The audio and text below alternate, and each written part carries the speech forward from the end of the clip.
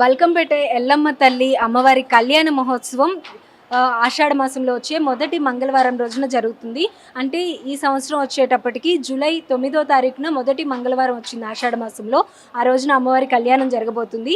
అయితే అమ్మవారి కళ్యాణానికి అమ్మవారి కట్టడానికి కోసం స్పెషల్గా బంగారంతో నేసిన చీరను రెడీ చేస్తున్నారనమాట. ఆ చీర కూడా ఇక్కడ టెంపుల్లోనే నేపిస్తున్నారు. పోచంపల్లి నుండి ఇక్కడికి వచ్చి మగ్గం ఇక్కడే పెట్టి చీర నేస్తున్నారు. అసలు ఏ విధంగా నేస్తున్నారు, ఎన్ని రోజులు టైం పడుతుంది, ఎంత ఖర్చు అవుతుంది దీనికి అనేది డీటెయిల్స్ అన్ని కూడా వాళ్ళని అడిగి తెలుసుకుందాము. నమస్తే అండి, మీ పేరు? ఉపేందర్ మేడం. ఓకే, ఉపేందర్ గారు మీరు పోచంపల్లి నుండి వచ్చారా ఇక్కడికి? ఓకే, ఎన్ని డేస్ అవుతుందండి వచ్చి? ఒక చీరే 3 రోజులు మేడం. 3 చీరలు వేయాలి. 10 రోజులు మొత్తం. 10 రోజులు. ఇప్పుడు ఎన్ని చీరలు అయిపోయాయి? ఒక చీర అయింది. ఒక చీర అయింది, ఇంకా 2 రెండోదా? 5 రెండోది. ఓకే, మొత్తం 10 రోజుల కంప్లీట్ చేస్తామని చెప్పినాం.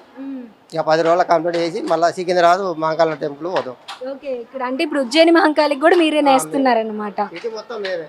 అక్కడ నుండి ఇక్కడ వరకు నేను చిన్న ఉపేందర్ని ఇద్దరం కలిసే తిరుగుతాం.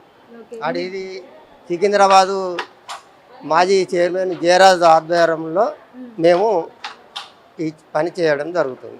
ఎవ్రీ ఇయర్ వస్తారా? ఈ ఇయర్ ఏనా అండి? ప్రతి సంవత్సరం. ప్రతి సంవత్సరం.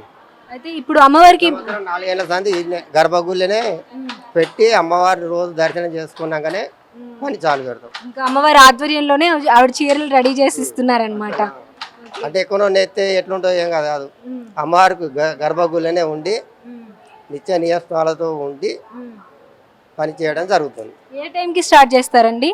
మేము ఉదయం 8 గంటలకు స్టార్ట్ చేస్తాము, నైట్ 9, 10. ఇప్పుడు బంగారంతో నేస్తున్నారని తెలిసింది. ఎంత మనకి ఎంత కలుతుందో తెలియదు మేడం, లైట్ గా ఉంటది. కాకుంటే ఇక బంగారం అని బంగారం అయితే కలుస్తుంది కంపల్సరీ. జరిలాగా అంచులో మనకి బంగారం కలుస్తుంది. ఇప్పుడు 3 చీరలు అన్నారు కదా, 3 చీరలు బంగారంతో నేసినవేనా? బంగారం అంటే ఇదే జరి. అలా ఎంత కలుస్తుందో తెలియదు కానీ మొత్తం 3 చీరలు ఇదే జరి. 3 రకాలు డిజైన్ చేసుకుని చేస్తారా?